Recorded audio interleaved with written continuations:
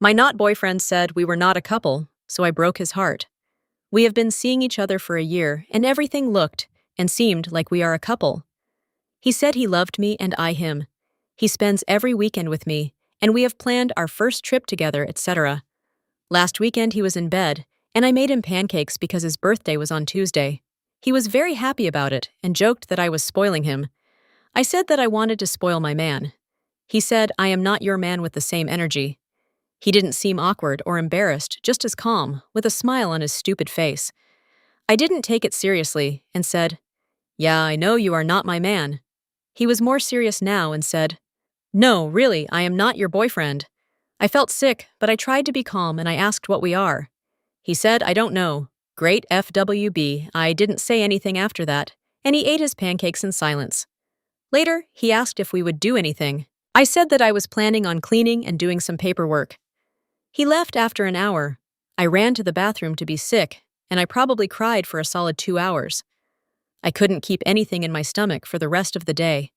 He texted that evening, thanking me for the breakfast in bed, and that he thought I was amazing, but I didn't answer, so he called a few times. I didn't answer. Around 10 p.m., he rang my door. I just opened a jar and pretended I was sick with the flu and was going to bed. He offered to stay the night in case I needed help during the night, and I said no. I didn't answer him on Sunday or Monday, and I didn't wish him a happy birthday on Tuesday either.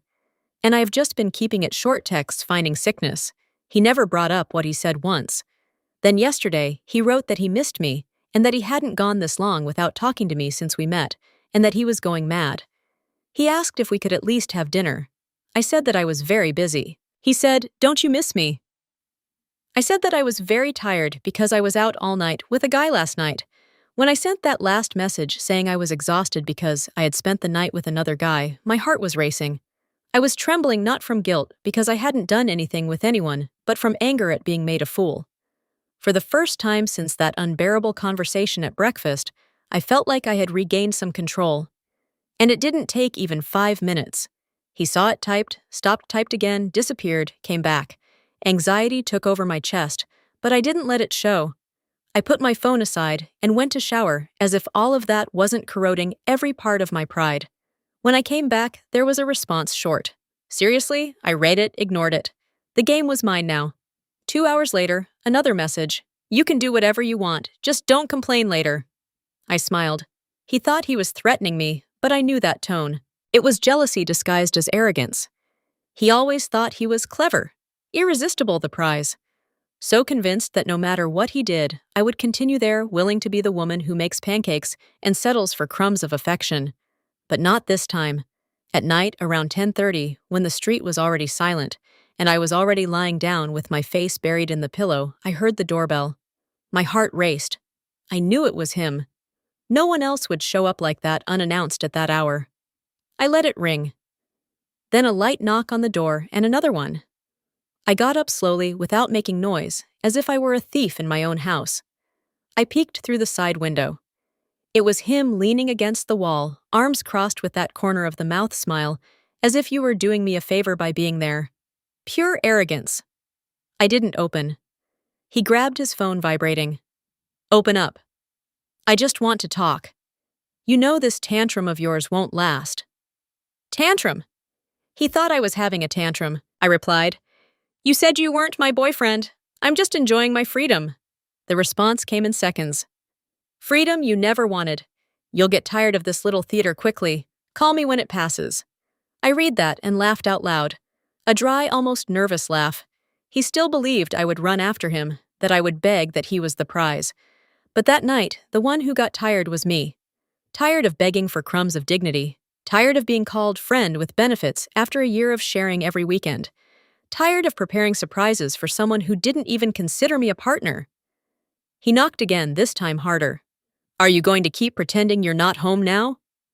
He shouted low but firm, his voice choked with anger. You weren't like this, you know. What kind of guy did you go out with yesterday? Huh? Was he good, better than me? Silence. I didn't even expect that. He was actually jealous, the king of indifference, shaken. I almost felt vindicated there. But it still wasn't enough.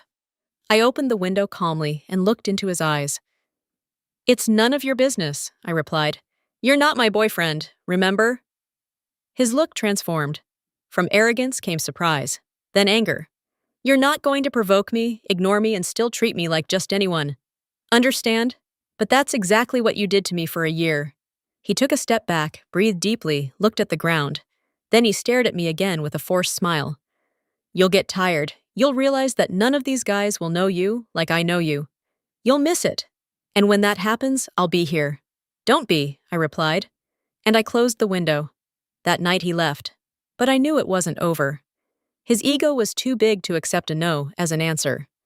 The jealousy would grow. The insecurity too. And for the first time, I felt the game had turned because he might not call me his girlfriend. But now he was the one who couldn't sleep. And me, I was just beginning.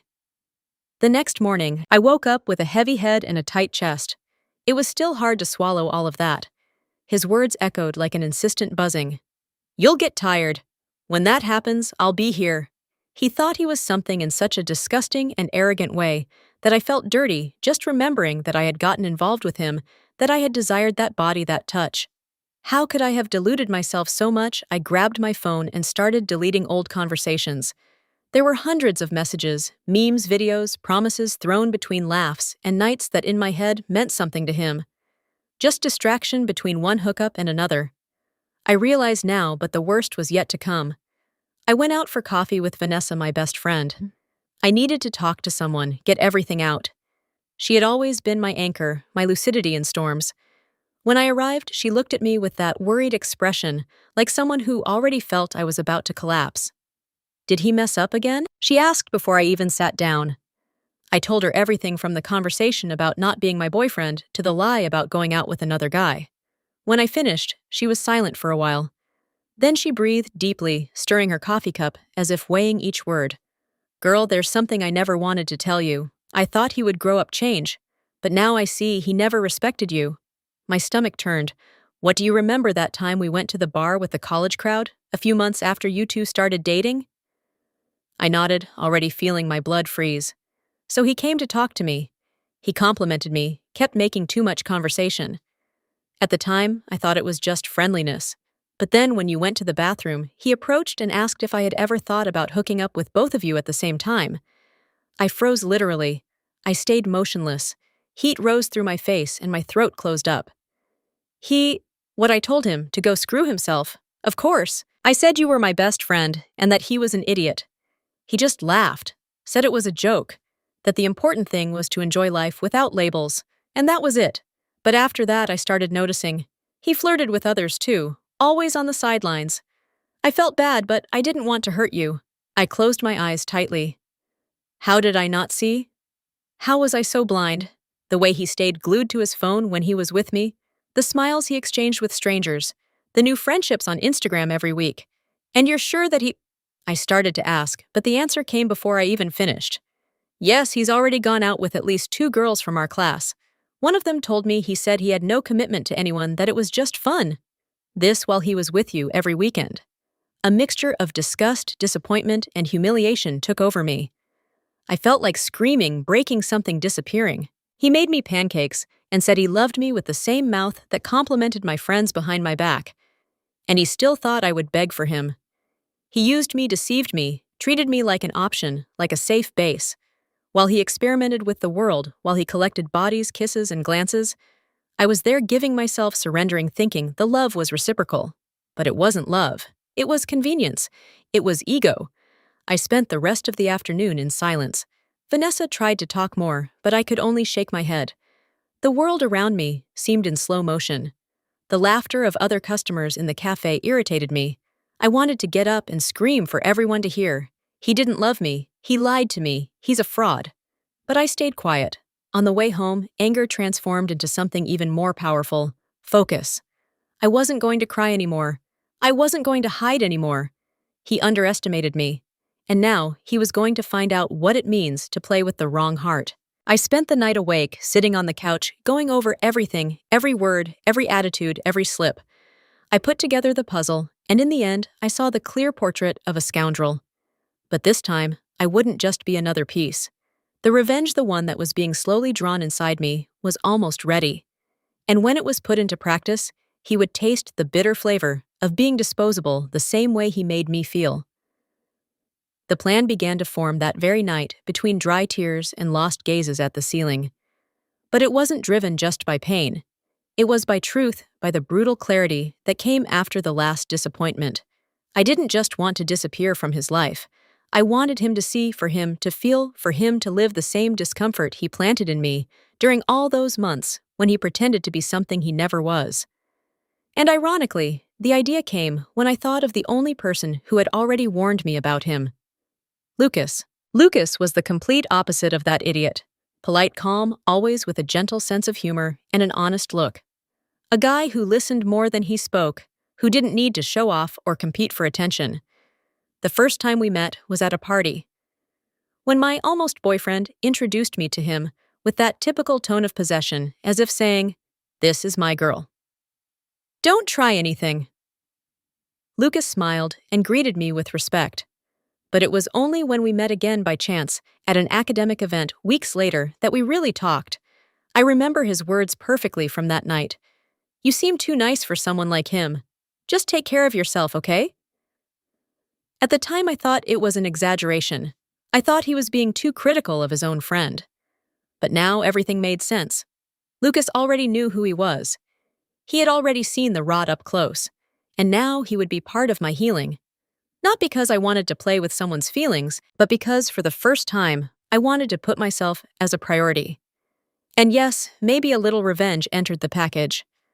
I wanted him to see that there were better men, that there were people who knew how to love, and that the woman he dismissed was desired by someone with more character than he would ever have. I sent a direct message to Lucas, something simple. "Hi, I know this might seem strange, but you're right about him, and I wanted to thank you for being honest. Do you have time this week?" "I wanted to talk," he replied. Half an hour later. "I do. Want to have coffee tomorrow?" The next day we met. I went with a tight heart, not knowing what to expect, but he received me with a light hug and a welcoming smile, the kind that calms even the loudest internal chaos. We talked for hours. I told him everything without filter, without playing the victim, and he listened without interrupting, without trying to minimize. When I finished, he breathed deeply. "I tried to warn you, but he's been my friend for years. And even so, he was always like this charming, impulsive womanizer. He never respected any girl, but with you, it was more cruel because he knew you loved him." I stayed silent. He was right. I had loved with all my strength, but now it's enough. I continued. "He lost me, and I don't want to live in function of the pain anymore. I want to turn the page. And if you allow me, I want to do this with someone who truly sees me." Lucas looked at me surprised but not shocked, as if he already expected that. "At some point this would happen. You deserve more than he gave you, and more than he'll understand one day," he said. And yes, I'm here. It was the first time in weeks that I felt peace. But also, in some dark corner of my mind, I knew when he finds out, and he will find out, he won't be able to stand it. Because nothing hurts a narcissist more than seeing his ex almost being happy with someone he considers inferior. But Lucas wasn't inferior. He was exactly what the other never was: honest, transparent, present. And that would hurt much more than any silence of mine. Because now I had a voice, I had choice, I had power, and the one who once thought I would always be there waiting would soon see that the world turns, and sometimes it turns beautifully. It didn't take long for the news to reach him. I knew it would be a matter of time. Men like him always have eyes and ears everywhere, especially when they think they've lost control over someone they judged predictable. And the truth is, he never imagined, not for a second, that I would be capable of turning the game around. It was on Saturday night. I was with Lucas at a discreet restaurant. Nothing luxurious, but charming, with low lights and a guitar playing in the background. We were laughing at some silly joke. Dessert shared in the middle of the table when I felt my phone vibrate in my pocket. 1, 2, 3 messages in a row. "Are you seriously with him? Have you lost your mind? We need to talk now." I didn't respond. Lucas saw my expression change and asked if everything was okay. I smiled with the most fake tranquility in the world and replied that I would explain later. I stayed there with him present because that moment was mine. For the first time in a long time, I wanted to be selfish. Let him wait, feel brood. It was the least. But the next day, he showed up. He didn't even bother to send a message first. He rang the doorbell forcefully, as if he had some right to demand. As if our story was paused and he now decided to press the play button. I opened the door. He was there with a closed face, red eyes, and heavy breathing. The air of an owner of a wounded man, of an alpha male out of his cage. "Are you hooking up with Lucas?" He spat the question as if it were an offense. "Good morning to you too. Stop beating around the bush. Answer me. Are you really hooking up with him?" I crossed my arms and stared. "I am." "Why? Does it bother you?" He laughed, a mocking and irritated laugh, at the same time running his hand through his hair and walking in circles, as if trying to control his own anger. "You're unbelievable with my best friend. Seriously, that's low even for you." "Low," I repeated, feeling anger rise like a high tide. "You're talking about low now after everything you did. It's not the same thing. I never hooked up with any of your friends. But you tried, didn't you?" I shot back coldly. He froze. His eyes widened for a second, then looked away as if searching for a quick escape from his own guilt. What are you talking about Vanessa? You thought she would never tell me that night at the bar? You said you wanted to hook up with both of us at the same time. Remember now?" He fell silent, a silence that screamed louder than any justification. "That was a joke," he said finally. "You know I talk crap sometimes. I would never really do that. It wasn't a joke to me or to her, and even if it was, what kind of joke is that? Coming from someone who said he loved me. I love you, damn it. That's why I'm here. Because I love you and you're throwing this away because of an idiot who shouldn't even be in our circle. Funny. Now you use the word love. But when I made pancakes for your birthday, you said you weren't my boyfriend, that we were just friends with benefits. Remember, that wasn't a joke. You were clear-cold convinced. I was confused. I didn't know what I felt. No, you knew. You just didn't want to give up the others. And now that you see me happy with someone who surpasses you in everything, you come here demanding morals." He huffed. He was disarmed but still trying to seem offended. His eyes were full, as if they wanted to cry, but pride held back because deep down he didn't feel love. He felt possession, and losing it was the real trigger. "He's only with you to provoke me," he said in a last gasp of vanity. "No, he's with me because he wanted to, because he respects me, because he listens to me, because he values me, something you never did." He looked at me as if he were seeing a stranger, as if for the first time he understood that I was no longer the woman who made pancakes smiling and waited for a crumb of affection. I was someone else. In this version, he didn't know and wouldn't have the chance to know. "Go away," I said firmly, "and enjoy the walk to think about everything you lost." He hesitated. He looked around as if looking for something that would make him stay. But there was nothing left. No excuse, no chance, no us. And I closed the door, not just of the house but of the story. The following Monday, while I was still processing everything that had happened with the not boyfriend over the weekend, his unexpected visit, the shouting, the look of surprise when he discovered I knew everything, I received a message from Lucas. "Hey, I wanted to take you away from routine this week. Want to have dinner with me again? Nothing fancy, I promise. Just me, you, and good pizza." I smiled. For the first time in days, I really smiled. The kind of smile that isn't a response to a provocation or a bitter victory. It was just lightness, peace, a genuine desire to be with someone without having to walk on eggshells or pretend to be less than I am. I replied with a simple, "Wednesday night is all yours." And that was it. Simple, direct, true, like he always was with me. On Wednesday, I got ready more calmly. Nothing exaggerated. Jeans, a light blouse, and just mascara to bring life to my eyes. It wasn't about impressing. It was about feeling good about going out with someone who made me laugh, who listened to me, who treated me like a priority, not like a pastime. He came to pick me up. He opened the car door, with that somewhat shy, somewhat gentleman from the past century way, and greeted me with a sincere smile. "I missed your laugh," he said as soon as I got in.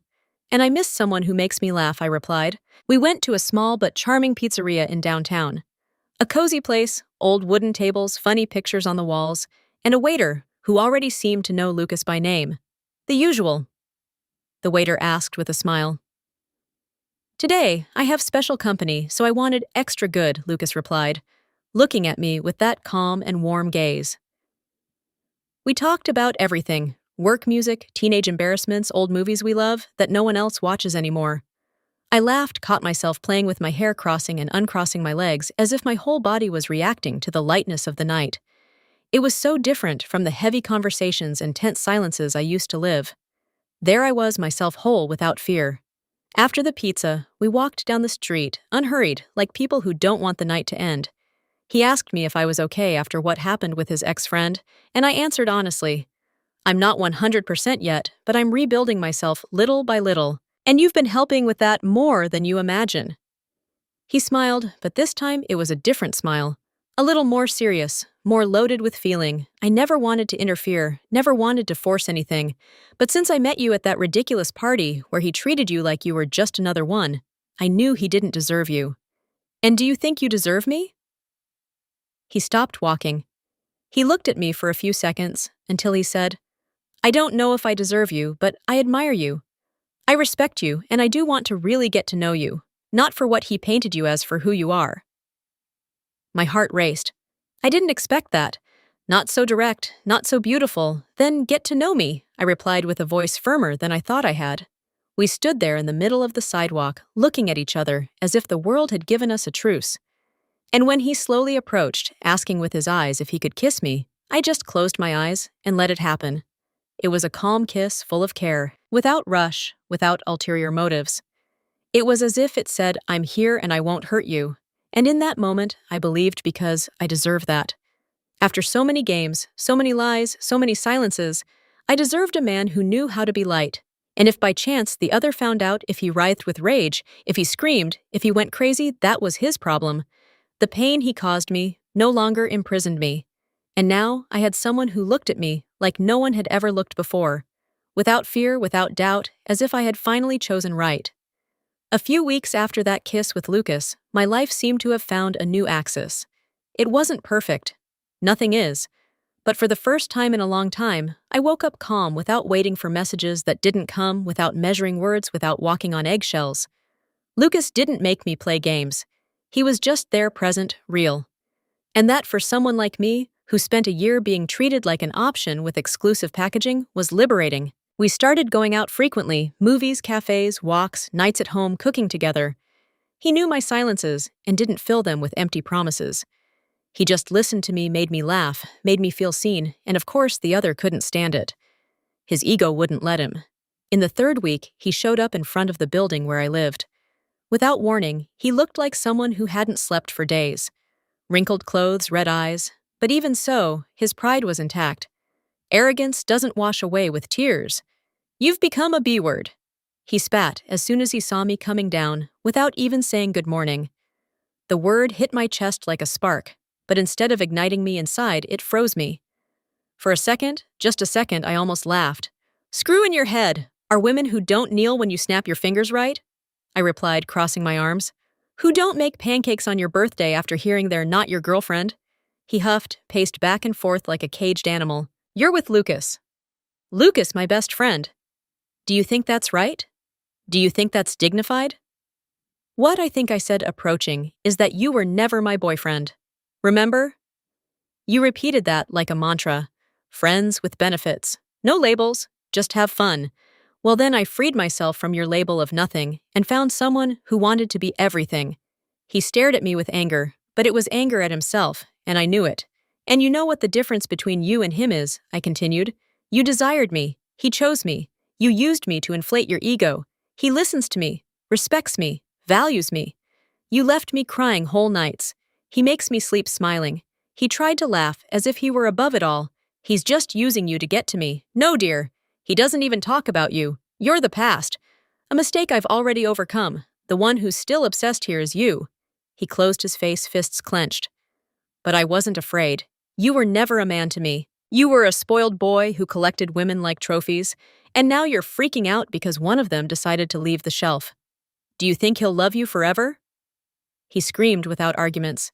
"He'll get tired too. Everyone gets tired." Maybe so, or not. But at least if it ends, it will be with dignity, with respect. Not with lies, betrayal, and cowardice. He fell silent for the first time without an answer, the mask of superiority slowly falling. Then I delivered the final blow. I was everything you said you wanted. Faithful, present, caring, dedicated. But you were so busy trying to seem free that you lost someone who just wanted to love you. And the worst part, you didn't lose to a stranger, but to someone who saw your trash and still decided to see me. He lowered his gaze, swallowed hard, and turned his back. He left without saying anything else. And there I knew not only that I was free from him, but that this time he was the one who would sleep with his stomach churning, that he was the one who would check his phone and not see my name, that he was the one who would remember my touch, my laugh, my care, and know he would never have any of that again. Vanessa, my best friend, never wanted to know about him again. She distanced herself from everyone in common who still insisted on saying that he just didn't know how to love. She said that those who don't know how to love learn. Only those who don't want to don't learn. And he clearly never wanted to. Lucas, on the other hand, stayed by my side. Not as a consolation prize, but as someone who saw my cracks and decided not to run away.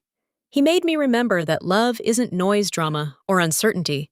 It's presence. It's peace. And as for me, I didn't become cold or bitter, but I stopped accepting the minimum disguised as everything. I learned that whoever doesn't claim you doesn't deserve you. Whoever diminishes you when you give yourself isn't a man. He's just a boy playing at having a woman. And especially I learned that we don't beg for love. We withdraw with class with dignity and let karma do the rest. A few months passed since that last confrontation, and the storm finally dissipated from my life. The one who once swore not to be my boyfriend, who laughed at my dedication, my affection, my loyalty. Today is nothing more than a distant shadow. I hear from time to time that he still comments about me, as if we were an unresolved story. Some mutual friends say he's been quieter, more lost, more bitter. But honestly, I don't care anymore because now I'm happy. Truly happy. Lucas and I made our relationship official in a light way, without pressure, without social media making a fuss. It was on a common late afternoon after coffee and a walk in the park. He held my hand, looked into my eyes, and said, "I know you came from a place where love was doubt, but with me, I want it to be certainty. If you're still ready to love, I'm here. Not as a prize, but as someone who wants to build something with you." I said yes. And I never regretted it. Today, our days are calm, full of laughter, long conversations, and lingering kisses. He makes me pancakes, and I make sure to remember how good it is to have someone who isn't afraid to say I love you and prove it every day without needing to play games. The pain of the past still exists, but now it's just a scar. It doesn't hurt anymore. It just serves to remind me how much I've grown, how much I deserve, how much I accepted crumbs for so long without knowing there was a feast waiting for me at the right table next to the right person.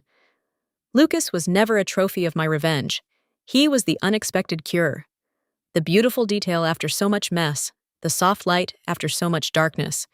And me, I'm the one he didn't want to claim, who he said wasn't his girlfriend, who he thought would beg for crumbs of attention. Today, I'm the official girlfriend of his best friend, the one who walks hand in hand down the street without needing to hide, the one who is introduced with pride, not as a friend, but as the woman I chose. And if there's one thing I learned from all this, it's that whoever doesn't claim you doesn't deserve you. Whoever underestimates you loses you. And whoever knows what they have in their hands takes care of it, loves it, stays.